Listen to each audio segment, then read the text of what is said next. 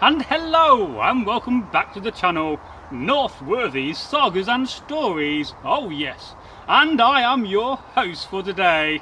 And as you know from the previous videos you may have seen on the channel, I am a Viking. And I'm also a warrior and a smith. And I'm here with my very good Viking friend. How do you do? I'm Egil Thorson, warrior, mercenary, trader, runecaster. Oh yes. Storyteller. Yes, He indeed. is as well, he didn't mention that. Yes, we're both And, storytellers. Yeah, nice to be back. Yes, it's been a few weeks since we've been filming, so it's always great to be back on the channel. Now, you may be saying today, well, Braggy, what do you have in mind for us? And if you've seen the title, yes, this is a follow-up video we promised to do on the Staffordshire Hoard, which I think is a very impressive hoard indeed. Yeah, I saw it at the British Museum, and yeah, I wouldn't say no to it. So if you've not seen the first video I did, I'll put that in a card for you. If I remember, I'll put the card up and you can go and watch that, and I'll give you the brief details of the find, which I'm going to repeat again here, and then we're going to finish this off by Egil talking, and we're going to generally talk about the hoard and what our thoughts are. You know, the speculation, you know, where did it come from? To be honest, that's what most of it is going to be. Yeah. Well, when was the hoard found? Well, it was found in 2009 by a metal detectorist called Terry Herbert. Good day for him. That Yes, it was a very good day for him, and I think we must thank him for, you know, finding this marvellous hoard and to actually ring it up and getting it properly discovered. If you're watching, nice thank you job, very Tal. much. Cheers. It was a freshly ploughed field near the old Roman town of Hammerich, near Lichfield. And it was deposited in a kind of remote area south of the Roman road, Watling Street, west of Lecto Cetium. And that's not Hammerich. Hammerich is not a Roman town, I got that wrong there. You do make mistakes. Yep. And it is one of the largest anglo-saxon hoards ever found. And like I said earlier, a very important find. Yeah. Now you may be saying, well, what did it consist of, Braggy? What did it consist of, Raggy? Well, altogether they found over 3,500 items. I mean, you couldn't imagine being an archaeologist on that dig and finding all those items. I mean, that must be an experience of a lifetime. Just a bit. And you know, you've got experience of digging, and you never found anything like that, did you? Most I found was one, it was a shatter. Yes. Northumbrian shatter and a silver denarius. Cool. That's about the richest thing I've ever found. Now, within the hoard, there was 5.1 kilograms in weight in gold. That is a lot of gold. I mean, Yeah. Well, the interesting thing. Look, I went to see this at the British Museum, and the similarity in style, construction to the Sutton Hoo hoard is it's obviously been done by the same person, and it's a series called cloisonné. What does that mean? Well, cloisonné, you have a sheet of gold, and then with wires you construct the shapes, and then you cut garnets, which are notoriously difficult because they're very hard and brittle, or millefiori glass, which is, if you can imagine, rods of different coloured glasses. Yes. You heat it up and it becomes a constituency of chewing gum, and you cut it off, polish it, and you get a series of cells. You can make patterns, animals, whatever you like with it. But the thing that really knocks your eye out is underneath the garnets and glass of gold foil. So when you're wearing it and you're in a candlelit hall, you flash. Oh yes, I mean the garnet encrusted jewellery and this find is just, it's just out of this world, isn't it really? I mean, it's amazing when you see that, and let's face it, all they had was the hands, the eyes, furnace, and a lot of patience. I don't think it would have been one person. No, probably I think not. it would have been a group of people with one person overseeing it. They must have had outdoor workshops, and a lot of them, and a lot of people working there, because this type of work takes a long time to make and manufacture. And you're talking, you know, 1400 years ago. Yeah. And a lot of this stuff was made. So now within the find there was 1.4 kilograms of silver too of finds, and that's also quite interesting. The percentage of gold to silver. Well, gold obviously is cheaper. Now, you Well, find, silver's cheaper. yeah, sorry, yeah. You do find that gold and garnets around 6th century. There was a war in China which stopped the trade of garnets for a while, till about 1200s. Yes. So it gives you a rough idea of dating it. Silver, it's the actual metal of silver rather than coins, hence you find Arab dirhams in hoards in Norway and in this country. Oh, you do, yes. It's the silver content that melt it down and makes you jewellery, like, you know, your necklaces and Yeah. bracelets. I've got one on today. Yeah. The first time he's not dressed like Liberace's shirt front. So anyway, it's to show your wealth and prestige. If you've got enough, you maybe have a band around your sax, or you have your hilt of your sword done up. It's all to say, hey guys, look at me. Yes, it's about having that bling and saying, Yeah. I'm a wealthy man, I've done something, I've been somewhere, I've raided, I've been successful. It also means, in this period, if you were wealthy, you didn't hold on to it, you gave it away. If you didn't, you were liable to lose your retinue because they think you're tight. You're giving it away because you're saying, it's nothing to me, I can get this any day of the week.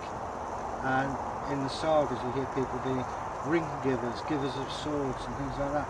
You got wealth, but you showed it out as well. Now, a lot of the garnet encrusted jewellery they found were all parts of sword fittings, which is very interesting. And this find seems to be very military based. Would you agree with that? Yeah, I was thinking about that when I was reading through our notes. We have notes. Oh yes, we're professionals, you know. But I think what I've seen of it looks like they've been around after the battles, Yes. stripped weapons and people, and there's a cheek guard from a helmet is one of them, and I think it's just they've taken ready to melt down or reuse, Possibly. and for some reason they were disturbed or whatever, or it was stolen. We don't know. Yeah, so that's why would you bury this? To hide it. Yes. There weren't banks, of course, in those days, and you buried what wealth you could for your old age, Mum. Then. And why was it not dug up? I mean, did the number people who of dug it reasons. die in a battle after this? Imagine Makes you think. you've dug all your life savings into the ground because you know there's raiders around, and unfortunately you get killed, but you don't have time to tell your sons, daughters, wife where it is. And then Joe Soap comes along 1,000 years later. Oh, look what I found! And finding these things, it's not as easy as you think. You know, you find it, okay. You then have to declare it, and it's no good saying, well, nobody knows. They'll find out, and if they do find out, you've got massive fines and prison sentences. Yes, well, if you find 3,500 gold items, you can't Yeah. exactly keep that quiet, can No. you? Well, it's declared treasure trove, Yes. and they actually do try and find out who belonged to it and whether they can reclaim it. If not, which in this case they probably won't be able to, No. if you're a metal detectorist, you usually divide it up between whoever found The it and landowner. the landowner.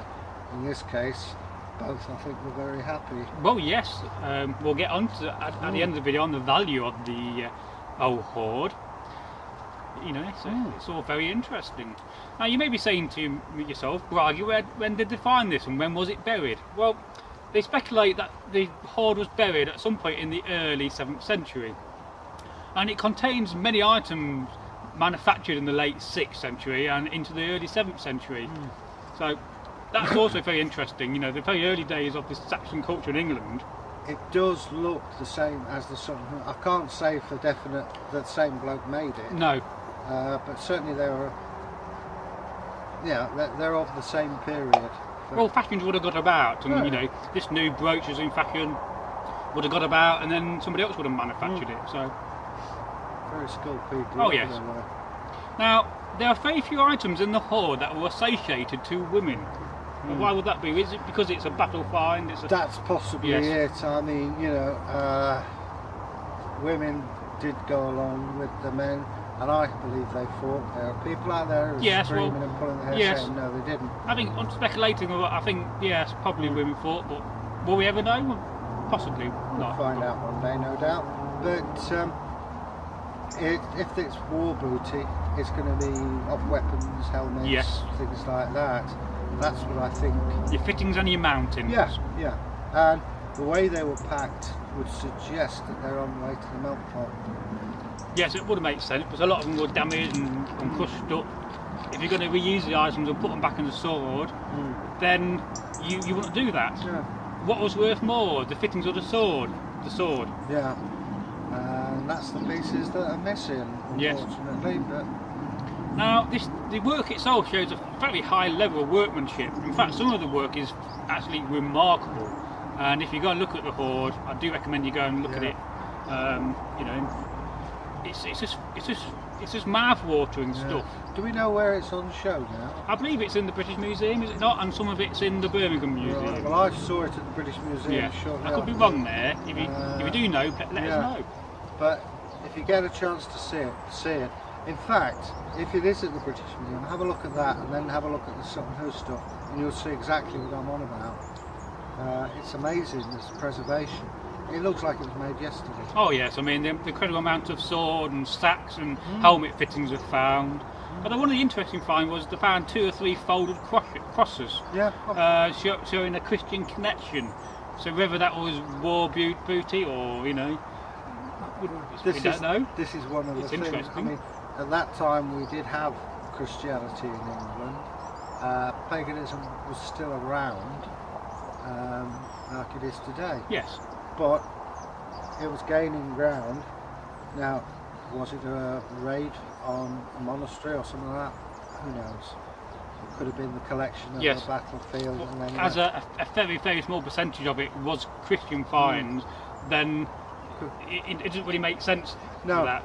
it may be off the camp. Yeah. You know, they took the stuff off the bodies and in the tent. Oh, I love that I mean, cross. if I recall, the crosses are all folded up and damaged. Yeah, it was actually weirdly folded underneath. Yes. And, there's a great deal of detail on it. There's also a very fascinating gold strip, and it will show some biblical quotations. I can't give you the quotation, but I found that Yeah, I interesting. think that came off a book. Yes. I seem to remember it was on television, and this guy reckoned it was off the book. Was that on the Time Team episode? Could have been. That was a brilliant episode. If you've not seen the Time Team episode on the Staffordshire Hoard, I highly recommend it. You will see one of our former channel hosts on it. Take care. Oh, there you You go. also see Helen Geek, and I was at university with her. She was doing a doctorate. Now, surprisingly, there was no domestic items found in the Hoard, No. which again proves the military connection and the connection to it being the remains of fittings from a battle. Well, I mean, there may well have originally been stuff, but if you're picking stuff up, what are you going to go for? The old wooden cup or the gold brooch? You're going to go for the gold brooch and Exactly. a nice sword fittings and anything shiny. Yeah. But, I doubt if we'll ever know from whence it came, but it'd be nice to know, wouldn't it? Oh yes, within the Hoard there were 66 gold sword hilts and collars, and many gold plates which would have been fittings of the swords. They alone are very nice. I'd love to see some of these swords when they're actually put together.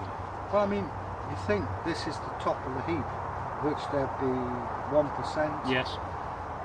All the other people who made up the battle and won the battle,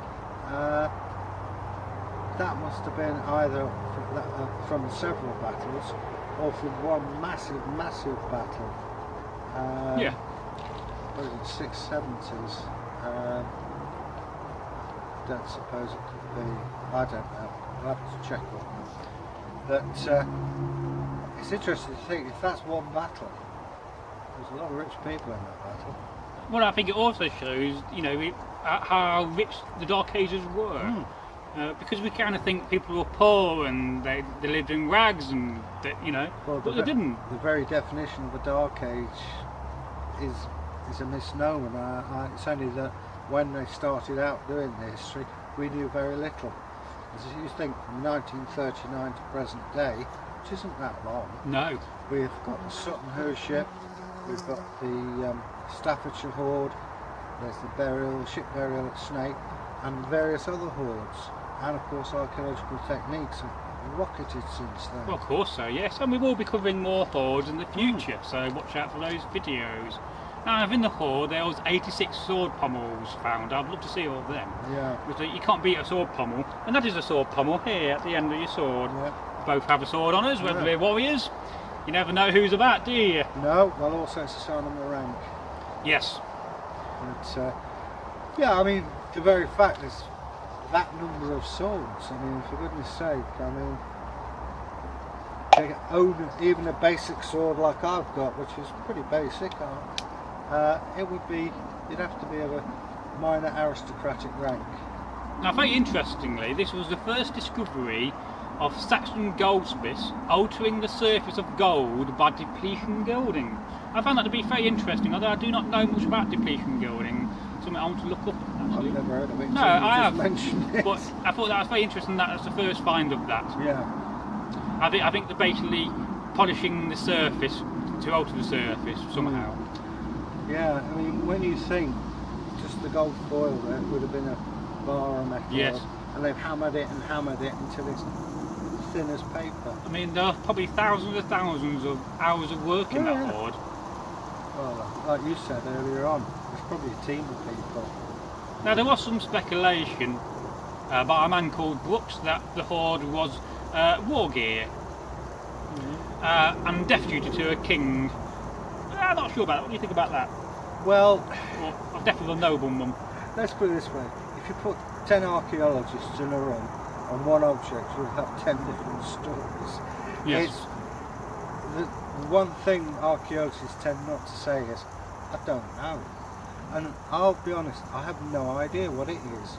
I know it's obviously on its way to somewhere to be processed and reprocessed.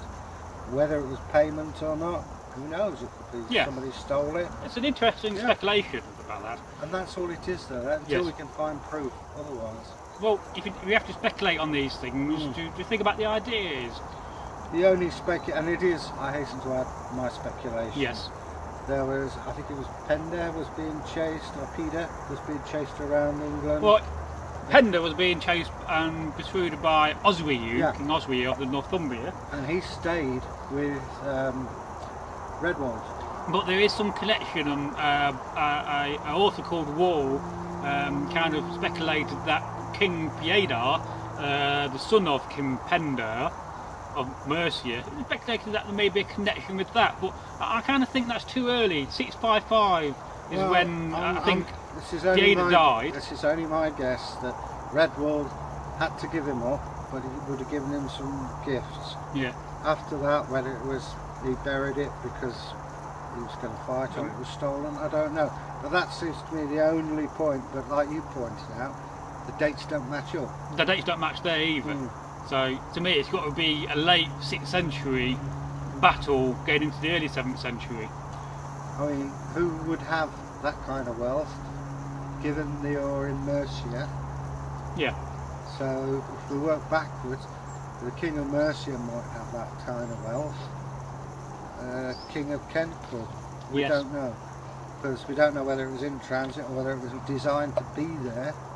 Another historian called Sharp, he speculated that the Viking or the Hoard may have been remnants of the Viking attack of Lichfield in 875 AD, but yet again I think that's probably too late for the find. That stuff's what, 200 odd years older than the raid. Round about that. Yeah, I mean, you could, if it was just the cross and the strap off the book, I'd say possibly. If the jewellery was the latest design, then yes, but because a lot of the zoomorphic designs were very 6th and 7th century based, then it has to be from that period. So I think we come back to the original answer. We don't know. No, we don't know. No, we don't know at the moment. All we know, this is just a fantastic find. That's all I know, and I personally find it mouth-watering, especially from a manufacturing point of view. As I'm a manufacturer and engineer by trade, I just find that what they made was incredible. And I'd just love to go back and see their workshops at work. Well, if you saw the tools, you wouldn't believe it. I mean, slightly off subject, I saw the Irish versions, and there's a little tiny anvil and an iron rod. Yes. And you look at this stuff and you think, They've got the snakes, even got the pupils put in the eyes. And, Well, just look at the Mastermere chest and the tools in there, which one day I would like to create and have a copy of that chest with the tools. But if you, like I say, if you look at the workmanship and the tools they had, I mean, you've got more of an idea because you're more handicraft minded. I am indeed. That's me. I haven't got the patience. But I mean, could you imagine if you hired a really top jeweller to make all this stuff again?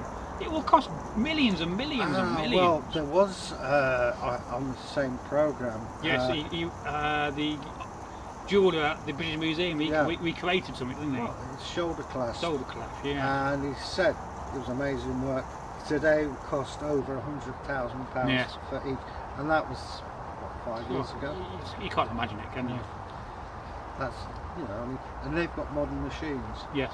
Now the Hoard, the site was excavated again in 2010 and 2012, just to give you that bit of information. Did you find anything? Well, I think they found a few more things. I think they're trying to find more source data, more evidence of where it came from, and but I don't think they found too much. I think the majority of the Hoard was found in 2009. The thing that surprised me is that they actually told you where the site was, because unfortunately we get things called nighthawks. Yes. And they're phantom metal detectors who dig up stuff. Yes. And they actually steal it and sell it on to... That's not good. And I think at this point we should talk about metal detectorists and what a great job they do, because they do find great things, and they do let the fines officer from the local county know.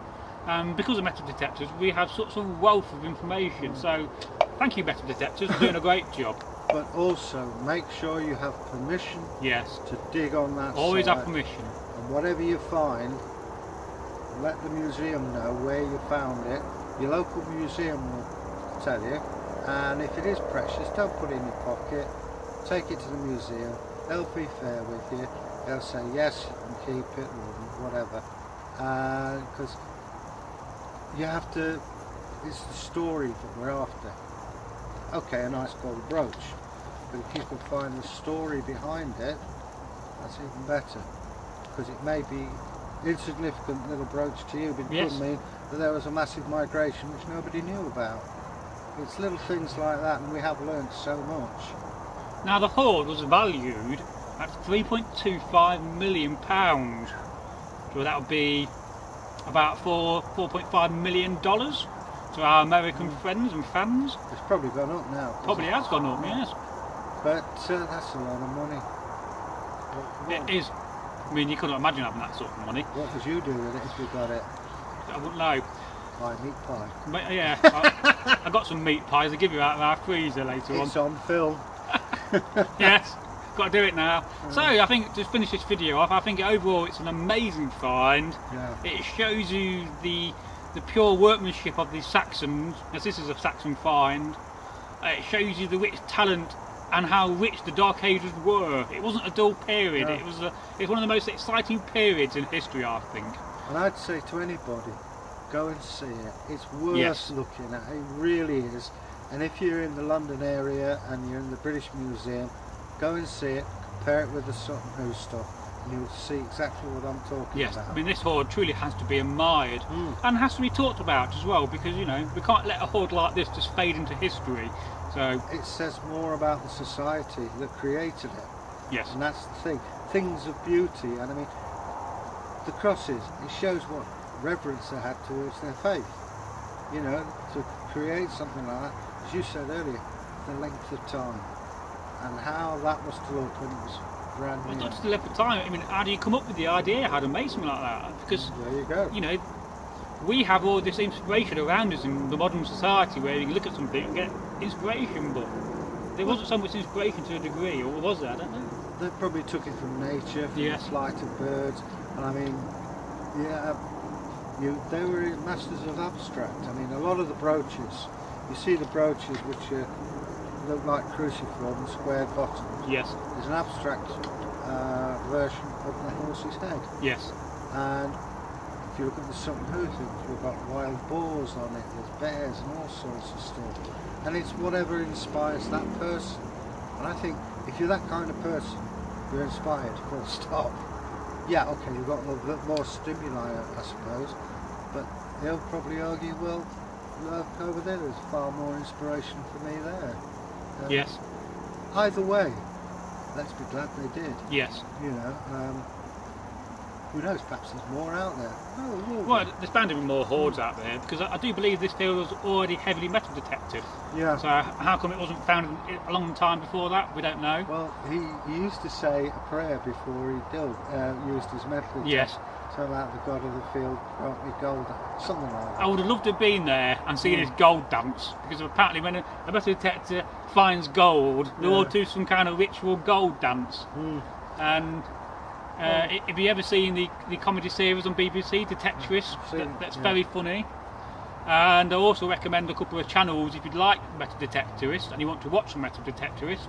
I highly recommend go and check out some of the content that Deep Digger Dan has made. Although he's no longer detecting because of a bad back issue, he's now magnet fishing.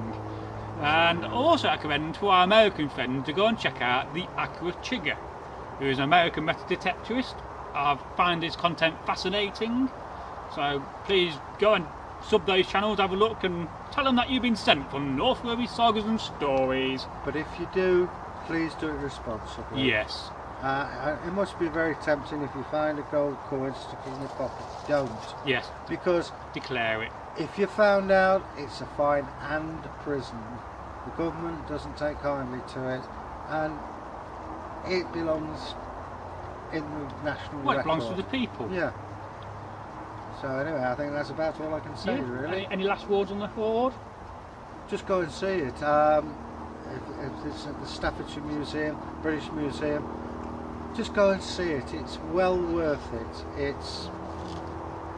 has, for argument's sake, it'll take your breath away. It will.